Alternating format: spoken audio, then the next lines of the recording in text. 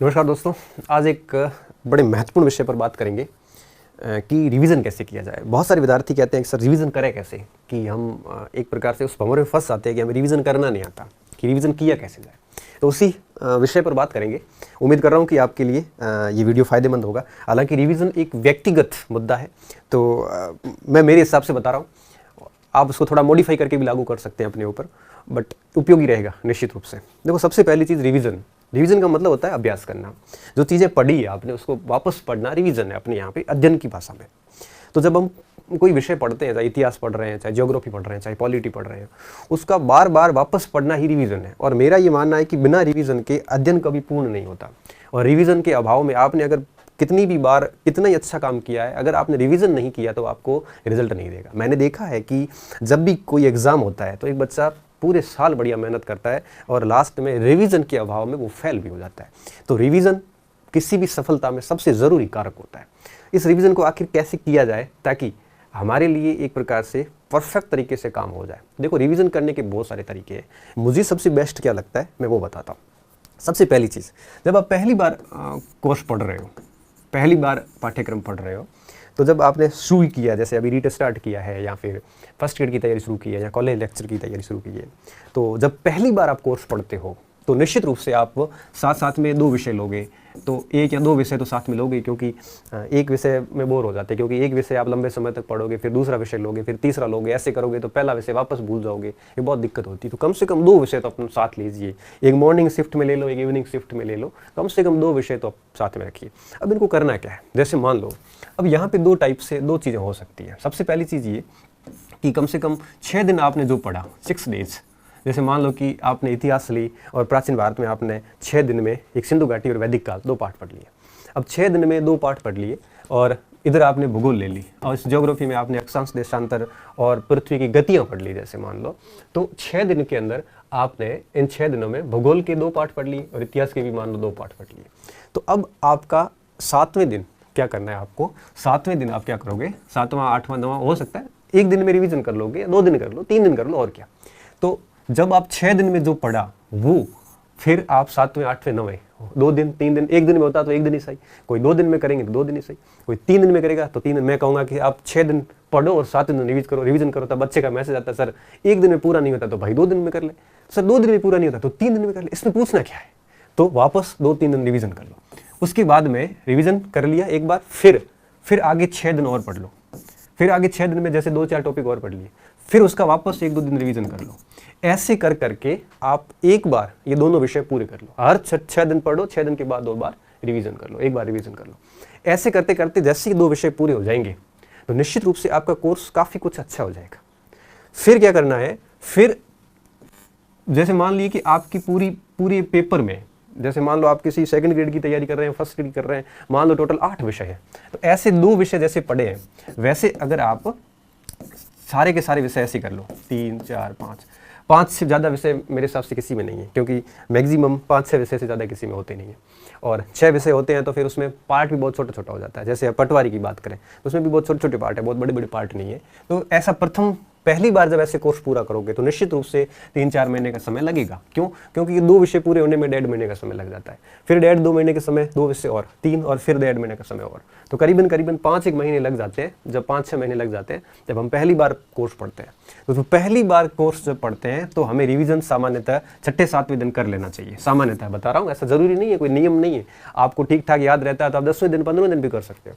अब बात आती है जब आप दूसरी बार कोर्स शुरू करो। एक बार तो ऐसे पूरा कर लिया, अब आपने दूसरी बार कोर्स स्टार्ट किया। अब दूसरी बार आपको 6-7 दिन देखने की जरूरत नहीं है। दूसरी बार जब आप पढ़ो तो आप 15-20 दिन बाद देखो। जैसे मान लो 15 दिन में जो पढ़ा वो 16, 17 और 98वें दिन, या 16, 17, 18वें दोनों 3 दिनों में वापस उसका रिवीजन कर लो। तो जब दूसरी बार पढ़ोगे तब आप रिवीजन 15 दिन बाद करो। क्यों? क्योंकि थोड़ा सा याद हो जाता है, फिर वापस बार बार देखने की जरूरत नहीं है। तो 15 दिन के मतलब ये कि 15 दिन में जैसे मान लो 5 टॉपिक पढ़ लिए, तो इन 5 टॉपिक की रिवीजन में आपको 2 दिन लगे, तो 2 दिन तक रिवीजन कर लो। उसके बाद फिर इस तरह से चलते रहो। तो कहने का मतलब ये हुआ कि जब आप पहली बार कोर्स करते हो तो आपको रिवीजन कितने दिन बाद करना है, 7 दिन 10 दिन बाद करना है। और जब दूसरी बार कोर्स करते हो तब आपका टाइमिंग बढ़ा देनी है, 15 दिन बाद रिवीजन कर लो। और जब आपका कोर्स तीसरी बार निकलेगा, मैं हमेशा कहता हूं कि आपके चयन के लिए आपका सिलेबस आप कम से कम 4 बार पूरा करो। तब जाके 100% चयन होता है। आप चाहते हो कि मैं 2-3 महीने में चयन लेना चाहूँ, तो भैया ठीक है, हो जाए तो अच्छी बात है, बाकी होता बड़ा मुश्किल काम है। फिर जब आप तीसरी बार रिवीजन करो तब आप 1 महीना ले सकते हो। मतलब क्या हुआ कि आपने जो 27-28 दिन पढ़ा या 1 महीने में जो पढ़ा उसको फिर आप 1-2 दिन में रिवीजन कर लो। इस प्रकार से आप तीसरी बार जब कोर्स करते हो तब आपको रिवीजन करना 1 महीने बाद, दूसरी बार कोर्स करते हो शुरू तब आपको रिवीजन करना है 15 दिन बाद। जैसे मैं एक सामान्य एग्जाम्पल लेता हूँ, जैसे मैंने भूगोल लिया और मैंने भारत का भूगोल शुरू किया, ठीक है। भारत का भूगोल टोटल 10 पार्ट है, ठीक है, मुश्किल से 10-12 पार्ट है जो किताबों में आते हैं। अब पहले 7 दिन में मेरे मान लो 2 पार्ट ही हुए, उन 2 पार्ट का रिवीजन कर लिया, दूसरे 7 दिन में मेरे 2 और हो गए, और तीसरे 7 दिन में मेरे 2 और हो गए, और लास्ट 7 दिन में मेरे 2 और हो गए। मतलब ये हुआ कि 28 दिन, मतलब 4 सप्ताह में मेरा कोर्स पूरा हो गया, और 4-5 दिन उसके रिवीजन के लग गए, क्योंकि हर 7 दिन बाद मेरे 1-2 दिन लग गए।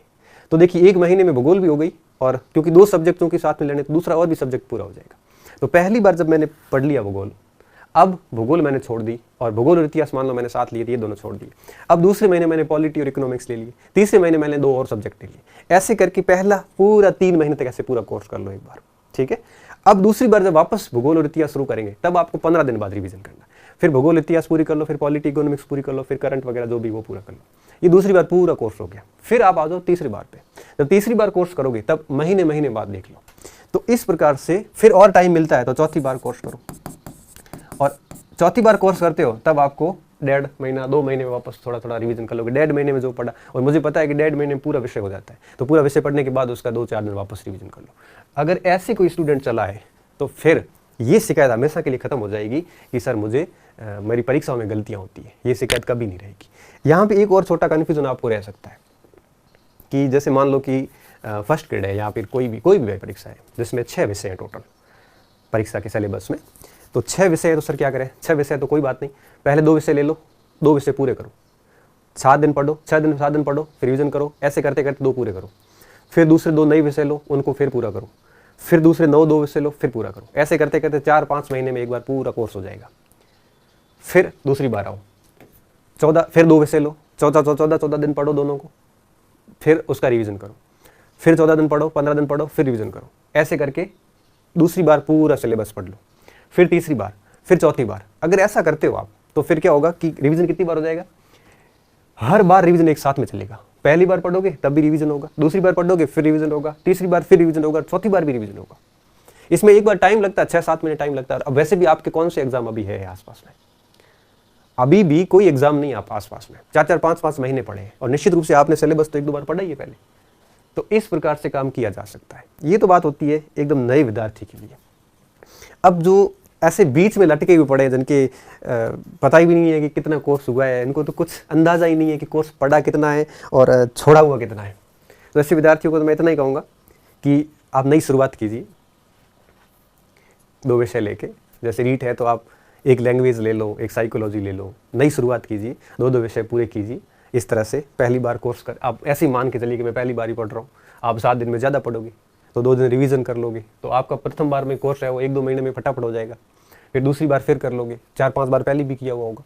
तो इस प्रकार से करो आप, तो क्या होगा कि निश्चित रूप से सिलेबस भी बढ़िया तरीके से हो जाएगा और रिवीजन भी कई बार हो जाएगा।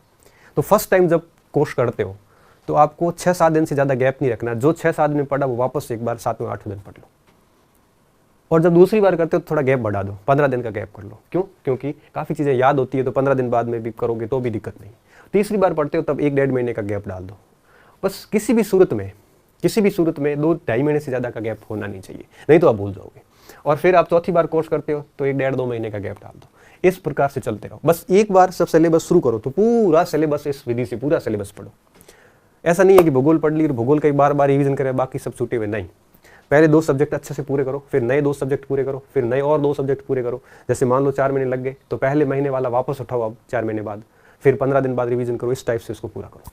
इससे क्या होगा, कॉन्फिडेंस भी बना रहेगा, आप व्यस्त भी रहोगे और बढ़िया तरीके से पढ़ाई भी कर पाओगे। उम्मीद कर रहा हूँ ये वीडियो आपके लिए काफ़ी फ़ायदेमंद सिद्ध होगा और आप मेरी बात को, मेरे भाव को समझ गए होंगे।